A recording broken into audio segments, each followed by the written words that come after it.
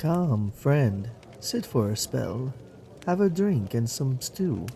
Let me tell you the tale of when I rode through a storm that was more than just water and lightning, but a battle between gods. I was leaving work one summer's eve when all of a sudden Thought comes and perches himself on my shoulder. Vanden, Monin cries. Odin bids thee travel west and give report of what you see. Ride west at this time of night? The bird must be mad, methinks, especially since I can already see the far off flashes of lightning, a powerful storm brewing in the northwest. But then his companion, Hugin, comes and perches on my other shoulder.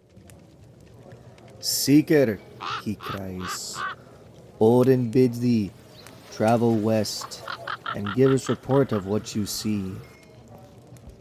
How many times has your stallion, Storm Chaser, brought you through the wind and the rains unharmed? How many nights have you wandered without sleep? This shall be no different. Go, do as Odin bids, and bring us word. Memory spoke true, for often had my steel stallion of chrome and blue brought me through harrowing storms. I was intrigued, I admit. A little nervous about the storm, but it was not like I hadn't ridden through them before, as he well said. And since I did not have work tomorrow, I figured, why not? Let us go have an adventure. So, mounting my bike, off I rode into the moonlight. The bird said go west, so west I went. How far west I couldn't tell, but I figured I could go at least to the borders of Texas, El Paso. It would make for a good ride, and I had business there at some point regardless. So off I rode, leaving behind the light and shelters of the Metroplex, on and on along the interstates, ever watching that storm grow stronger and closer with each passing hour. I was approaching the oil fields. I knew because of the fiery red glow, that hellish beauty that played out in the distance. As I kept getting closer, so did the storm. And soon, that hellish fire was mixing with the lightning, and it seemed as if I had passed into Muspelheim. The fires danced and spewed their black smoke for the lightning to come and flash and hide behind the clouds, but the light was blinding and brilliant. All of a sudden, I'm drenched in water.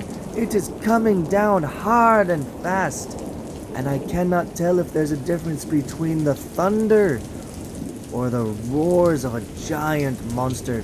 It seemed to me that Jormungandr, the world serpent, had lifted his great monstrous head from the depths of the ocean and brought it over Midland and was gushing forth the ocean's water all around me.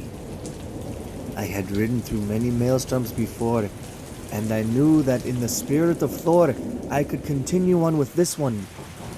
But then, as if by thoughts, summoning the great god, lightning started to dance all around me, and I knew this was not a storm. This was the battle between Thor and Jormungandr. Truly, it would be intense, and one that only a single madman like myself would be willing to witness. The red fires of the refinery lit the battleground, and Mjolnir with its mighty lightning and strikes would smash and smash against what I could only assume to be Jormungandr's skull, and the thunder crash with every blow. Boom!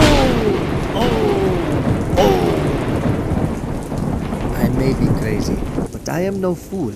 I found shelter as quickly as I could under the overpass of a bridge that was not too far from the refineries. I wish I could count myself amongst the brave that would be out in the storm witnessing with my own eyes the mighty battle. But alas, I hid under the bridge and watched as Mjolnir's lightning would dance around and the thunder would crash. I don't know how long I was under that bridge. For all the time, it could have been days. But finally,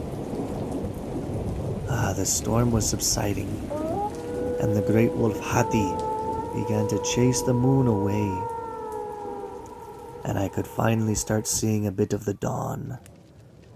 It was then that I finally crawled out, got back onto Storm Chaser, and rode for home, witnessing, at least in part, one of the greatest battles between the Azir and the Jotuns.